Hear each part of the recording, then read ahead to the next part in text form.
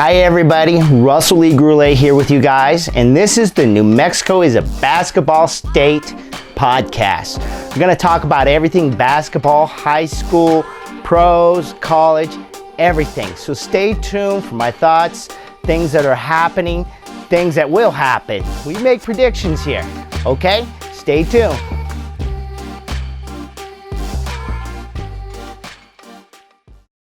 Hi everybody, we're back.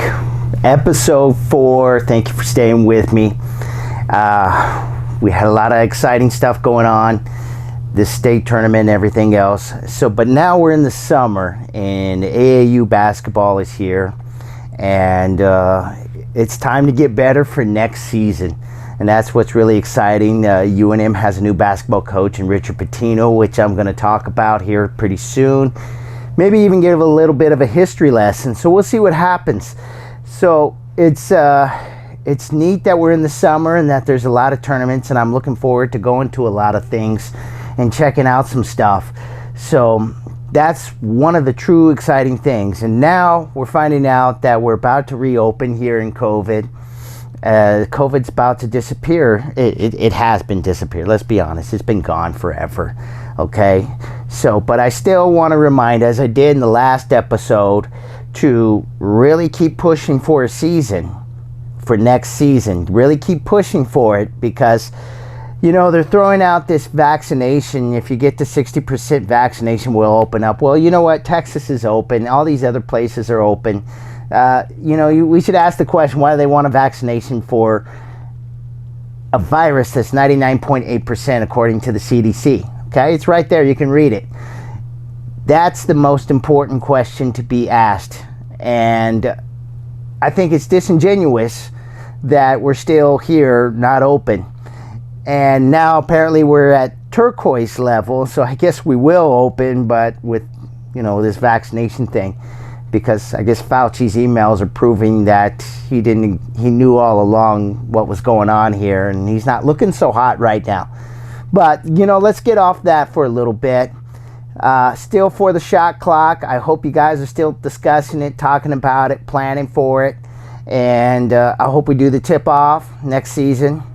And I want to talk about the All-Star game. So, apparently we're not going to have an All-Star game this year, like we didn't have one last year. And, it doesn't even make sense not to have one this year, because we did have a season. We did have people in the stands, and they were there at the state tournament for the state championship. And now we're not going to have an all-star game. It's like, okay, come on, you could have an all-star game. Why not? We had the gyms. We had people in the gyms. Nobody got sick. No COVID spike or surge happened. So why are we not having an all-star game? That's a question I just got to ask. That's all I'm asking. I'm looking at, why are we not having an all-star game? It's frustrating, some of the stuff that's going on here. This should be something that should be celebrated. We had some great performances this year. We should treat this like a season, like any other season. That's what we should do. We should treat it like any other season, because we did have a season. Now, yeah, 10 games compared to 30, I get it. But still, there were some players out there that did some great stuff, and they deserve to showcase their skills in an all-star game. That's just my thoughts on it. Maybe there's some other reasonable reasons for it. I don't know. But that's basically my take on that. And, maybe somebody will message me and let me know about that one. But that's where I'm at right now. And I hope we'll have an all-star game next season, because this will be the second year in a row. So I hope this doesn't become some kind of trend not to have an all-star game. That's just my thoughts on that. So my next take, this is going to be a real quick recap take, because a little bit's gone by. I'm going to talk about Richard Pitino, okay? We're going to talk about the new UNM head coach, and going to throw in a little bit of stuff, and I might even throw something that's controversial in there. So stay tuned for that.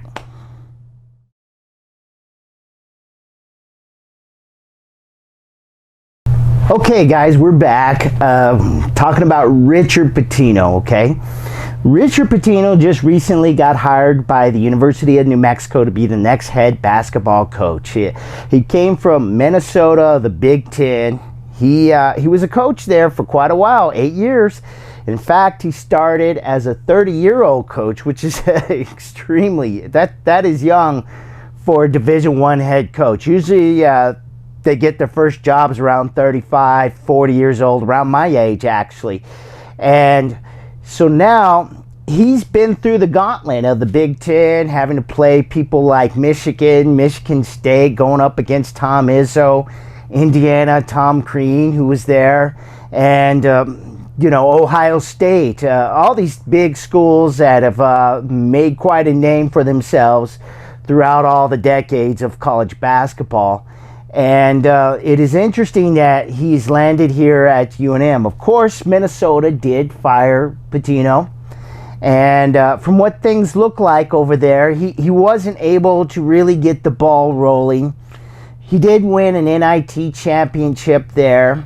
And he did, I believe he got to the NCAA tournament one time.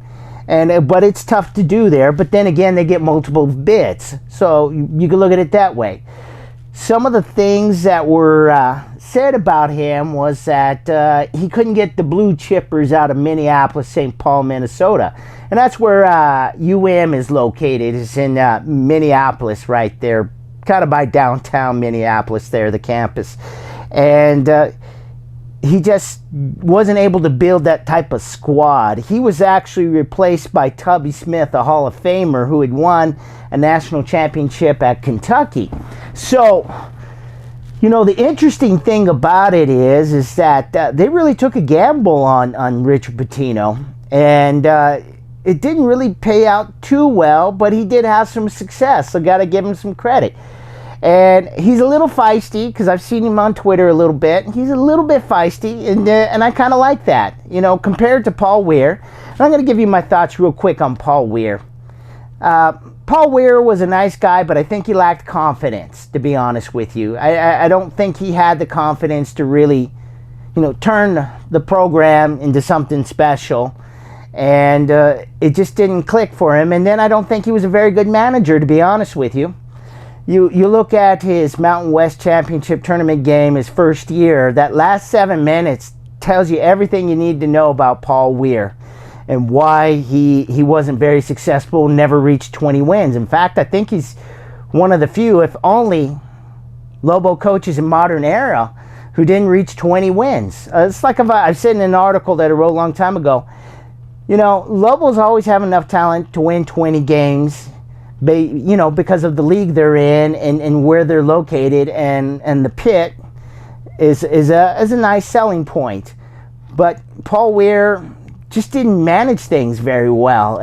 You look at Keith McGee, for instance. Keith McGee would go in there, excite the crowd, and then disappear, and then of course Lobo fans would blame him. Bad attitude, this and that, and all that stuff. That's typical of the Lobo fan base in a way. But, there's this fixation on the Sweet 16, which, frankly, I think is just, you got to learn to enjoy basketball, and it can't be all or nothing. And, the thing is about it is I personally don't think we're going to get to the Sweet 16 anytime soon, if ever, okay? I think the window of opportunity has probably passed when UNM had a chance to get to a Power 5 school. See, the pattern is every 5 years they hire and fire a coach and end up in these buyouts and they end up in debt. They never develop a coaching tree. They never develop this tree where there's a lot of players coming back to become coaches and things like that. And so they're always constantly hiring a new guy, hoping this guy is going to have some kind of magic touch. And it really isn't that way. It's just not going to happen. Steve Alford was the closest thing to that. But, he went to UCLA, and people will say, well, he wasn't very good at UCLA. But here's the thing. He's always going to be remembered as UCLA's head coach more than he ever would have been as UNM's head coach. And that UCLA name is going to open up doors for him for the rest of his life. That's the facts, people.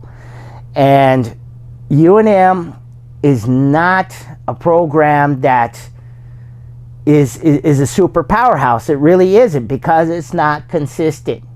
You know, they had a chance at being consistent in the 90s, but Dave Bliss was a little bit, well, we don't even need to go into that. You all know, if you're an avid college basketball fan, you know that Dave Bliss was,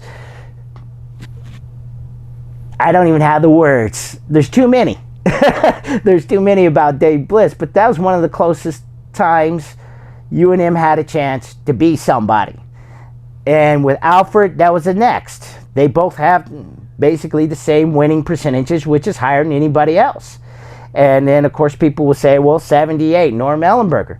Well, Norm Ellenberger only had a 63% winning percentage, and he was a crook. He was a crook that should have been in prison the whole time.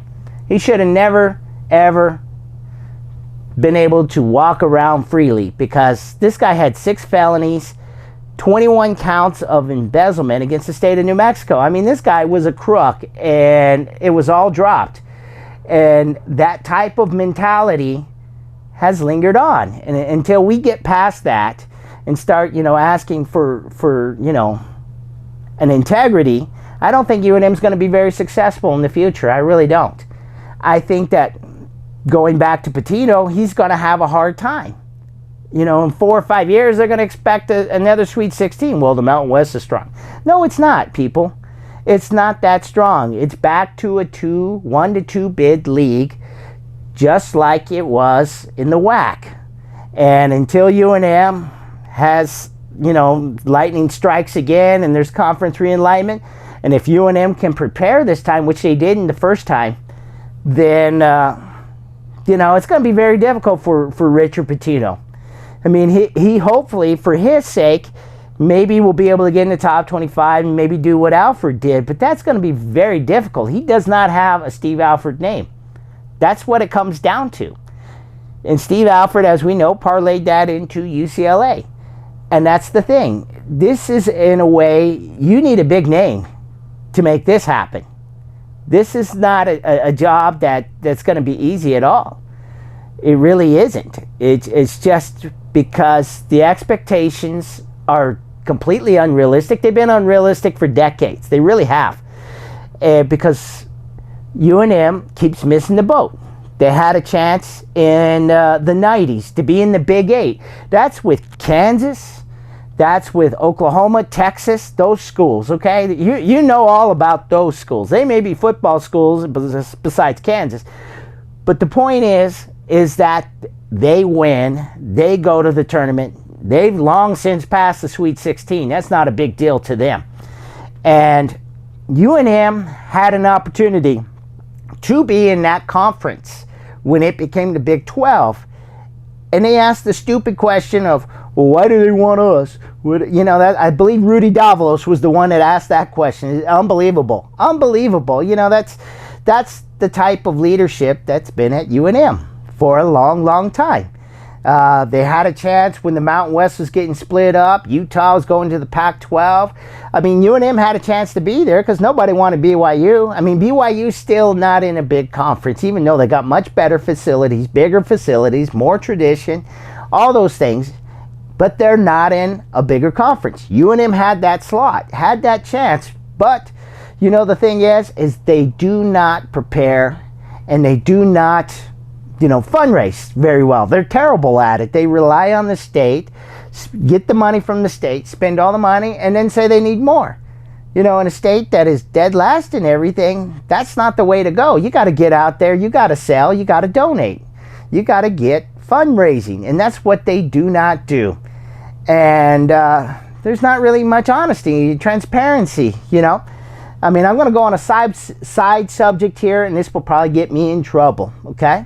But, I see Ray Birmingham, he's retiring, and, maybe he can tell us the truth about Jackson Weller. Maybe he can. I really would like to know the truth. Now that he's retired, hopefully he won't lose his pension if he does. But I would just like to see him come forth and tell the truth of the real story behind all that. Just saying. That's just a little side note, okay? Might get me in trouble, but okay, whatever.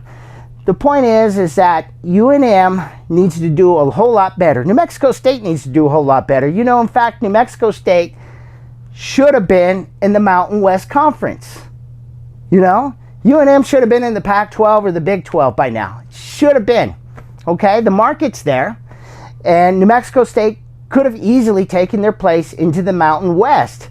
And we would have much stronger athletic programs, much stronger universities in general, because the amount of money from a Power 5 school is big. It changes economics throughout a state, throughout a city. It does big things. And for those schools, they've missed the ball. And, you know, I'm asking you, Lobo fans, and, you know, basketball fans in general here in New Mexico, are you even excited anymore? Are you excited? I don't know. I'm not. I mean, you know, and this is what Richard Pitino's up against. You know, 4 or 5 years, is he going to survive the 5-year curse of Lobo fans? Are they going to stop buying tickets by year 3 or 4 when you know, Pitino doesn't reach 20 wins or something and he's having to build this thing and work hard? Are they gonna try to gradually push him out the door, you know, with their money? Because, oh well, 5 years is reasonable enough to get to a Sweet 16, amen? Right? That's the thinking around here. We need to readjust that. We need to start really looking at this seriously. And if you want a very good basketball program, you need to actually support it and be patient. Be patient, because the most successful coaches last 10 years, 15 years out of school. We haven't had a coach last more than 6 years in the last 2 decades. The last 2 decades, Alfred was 6 years. That's it. The rest of the time, let's see, Craig Neal, 4 years. Paul Weir, 4 years. Richie McKay, who I think he was 4 years. Fran Fraschilla lasted about 3 or 4. I mean, and Craig Neal was 4. I mean, come on. I mean, Dave Bliss was the longest at 11. That was it. We haven't had anybody last longer than 5, 6 years. And that needs to change in order to get any type of success.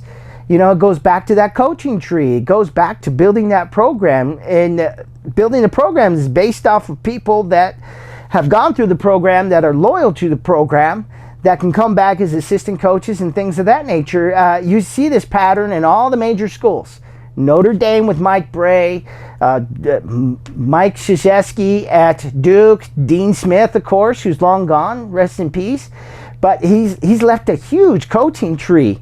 And Roy Williams, too. I mean, all these people. Bill Self is developing one. You've got all these people developing these things. And so I like that Richard Pitino is a little feisty. And that's what I see a little bit of. And I like that, because that's a lot more than Paul Weir ever had. Okay, Paul Weir was scared to shake anybody's hand at the Lobo How. That's what I saw. Okay, he needs to get some confidence somewhere, you know, if he wants to land another job. That's just all I'm saying. He needs to get aggressive, be a killer, you know. Killers are the ones that win. And with Richard Pitino, I think he's got that. And I think his dad's an awesome coach. Rick Pitino, I think, was awesome as a coach. You know, 7 Final Fours. And I think Richard, you know, he's got to pave his own way now, make his own name. And he's got to get out there and grab the bull by the horns and do something. And this is an opportunity. But the thing I'm trying to make here is that, you know, it's time to be a little bit patient and not be so crazy. You know, you guys were crazy with Craig Neal. And Paul Weir, I don't think he even cared about, to be honest with you. You're like, let's just wait till this guy gets to about 4 or 5 years and the contract gets a little lower so the buyout is less. I mean, come on, you know? You either in or out, I guess. And to be honest with you, I'm not really a Lobo or Aggie fan. I'm not really a fan of any of those teams. True story. I love college basketball, I love NBA basketball, and I love high school basketball, and I love supporting the kids. And I just want to see good basketball. And it hasn't been around for 4 years, and I don't like the nastiness. The peripheral nastiness that has been around here for a while. It's just, you know, it's like, who wants to be around that? I left the boards a long time ago, the Final Four crew. It's not even worth listening to. It's just drivel.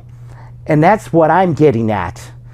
It's time to, take a step back and be patient. Richard Pitino's already got some interesting names. Jamal Mashburn Jr. and a young man named House. I didn't get his first name, okay? I apologize. But the thing is, those are just names. They got to come out and play. And so we'll see what happens. And if you're excited, great. Build on that. But UNM needs to do a whole lot better with the transparency. Needs to start fundraising, needs to start having a vision. You see, money follows vision, okay? Stop begging the state for money all the time. Go out there and get it. You have over 100,000 alumni. Go out there and get it. If you're telling me that 100,000 alumni here at UNM don't have any money and that you got to get it from the state, we're in trouble. You're completely in trouble. I'm not in trouble. You're in trouble. Because basically you're going to ask the state for money, which is coming from me. And so we're going to end up having to pay for you. And that gets a little old at times. You got to step it up, UNM. And then, New Mexico State, I'm going to throw one at New Mexico State here a little bit. You guys need to stop worrying about New Mexico, okay? UNM. You guys need to do the same thing. You got some alumni too. You got some smart people out there. Go get some money. Fundraise. Improve your programs. You got a great place in the Pan American Center. And start recruiting some kids. Here in the state, we've got some talent here. I mean, Amari Brown, who would play at Cibola, who's out of the state right now, unfortunately, because we make bad decisions here about COVID, has 2 offers from Mississippi State, and his first offer was TCU. So that's Big 12, and that's SEC, Southeastern Conference, okay? That's Kentucky, that's Tennessee, that's Alabama, those boys, okay? He's got offers already as a freshman, okay? Where are you, UNM and New Mexico State on that one? Where are you, okay? That's a young man whose father played for UNM. Where are you, UNM? Hello, you better get on it, He's going to start racking them up. You got William Deuce Benjamin, okay? I'll give you this, New Mexico State, good job offering him. He's got Florida International University offer too. He probably got some more, and I hear he's got interest from Colorado, a Pac-12 school, okay? Are you going to let Colorado steal him from you guys? Come on, UNM. You got to get in there. You got to get in there. You got Isaiah Carr at 6'11". I think he's going to be 7 foot now. He hasn't been measured officially, but I think he's going to be our first 7-footer since Alex Kirk. And this guy's got interest all over the place too. He's got offers from Lehigh and a few others. I think he's a bit under the radar here, You better start looking. You better start working. And there's a few others out there. Sean Johnson, he's coming up. There's a lot of other players that are coming up through the ranks here in the local high schools. And you guys better start looking at these kids here locally, because we've got some talent. That's the thing. And if you want to build a program, you got to do that. I mean, that's what Dave Bliss did. Royce Olney, he was a local kid. He was TRC. Royce Olney, David Gibson. David Gibson came out of Sandia. These were kids that played, well, they're grown men now. The fact is that they were recruited back in the 90s. They're from here, and they helped UNM be successful during their most successful runs. They were on those teams, and that's a point to be made. And you're going to need local help. I mean, you got Jose Murillo here, who's available. He's another big one. Sean Alter is another big kid that's coming up. Jaquan Hill. I can go on and on. These guys. Shane Domas Sanchez is definitely going to go somewhere. He's going to get some muscle. I have good faith in that.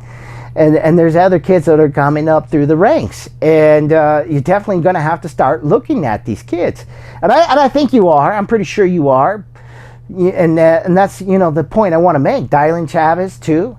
Dylan Chavez, he's going to be starting here pretty soon, and that's another one to look at.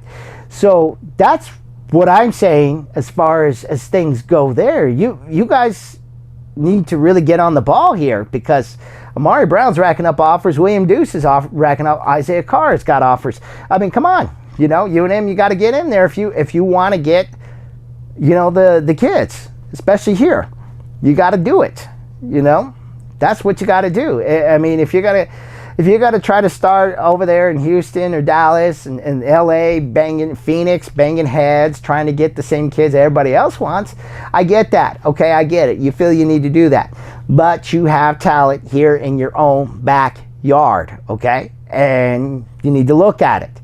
Every university that is successful in college basketball has local homegrown talent on its roster.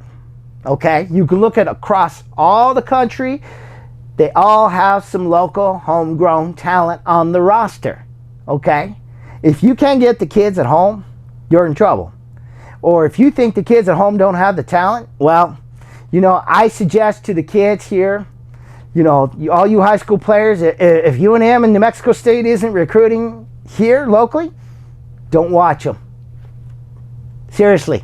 I told you this is going to be a little bit controversial. It already has. Don't watch them. You know, hey, you know, I mean, Lobo fans speak with their wallets. High school kids, if they're not recruiting here, don't watch them. You know what I mean? I'm just saying. I'm just throwing it out there. I'm throwing it out there in the universe here on the interweb. That's the thing. So, I mean, that's kind of my take. I haven't gotten more into it. There's more I'd like to say. You know, but I think Richard Pitino could have a good season. I'm thinking, you know, it's so early to tell, but I'm thinking 15 wins. I mean, that's about what he did at Minnesota. So maybe he'll do a little bit better. Maybe he'll catch some people off guard the first year because they don't really quite know his style and things like that. And maybe his system will catch some people in the beginning, and maybe he might pull out 20 wins because of that. But then once they figure him out, you know, we'll see how it's going to be. You know, you'll see what he does. And, you know, for Lobo fans, I would suggest you go out there and support him. New Mexico State, my suggestion is you better keep working hard, because GCU and these others are getting better. You know, before you could out-talent them and you could pad your winning stats, you know, as a head coach. That place has always padded its stats as far as wins. You know, his head coaches, Reggie Theus had a big, nice record there. Paul Weir had his 28 wins. You know, because they were able to out-talent all those you know, conference members that they were dealing with in the WAC. That's going to gradually change. So we'll see. You know, that's where it's at right now. Let's see what they can do. But it's a whole new ball game now. It's a whole new ball game. I think things have changed after this year. And you're going to see more changes. A lot of people lost money, especially the NCAA. So I think there's more changes coming. And we'll see what happens. That's, I think we're going to see things differently than before. I'm not sure what, but, you know, when you lose about a year and nobody's buying tickets and nobody's able to watch, it changes everything. It really does. Is the excitement there? I don't know. I'm not really all that excited. Are you? Are you? So, you know, hint to New Mexico State, you're going to have to market. You know, small colleges, you need to get on in there. Get on in there. This is a chance to build your programs. You know, that's where I'm getting at. So, that's my take on all of that for now. I'll get into more history. I'll talk about Norm Ellenberger maybe in the next podcast, next episode. You know, we're already at number 4, so this is getting fun for me. It really is. It really is getting fun for me. And we'll talk about different stuff. There's some tournaments coming up that I'm going to check out. I think I'm going to have one every week now. That's what it's looking like. So I'm excited. So, you know, I'll put some videos and some pictures up. I'll put some throwback videos up and things like that. And, you know, a little bit more stuff from the season that we just had. And I'm excited for next year. I just got to say I'm excited because I have a feeling there's a few more names that we're going to start learning about come next season. And I got some more stuff that I'm going to plan on doing. So we'll see what happens. And I thank you guys for joining me again for episode 4. We're going to have episode 5. I'll get back with you. Maybe we'll interview some people. I don't know. We'll see. So, it's good to be back. Good to see you all. Keep working hard. Thank you for playing. And we'll see you next time.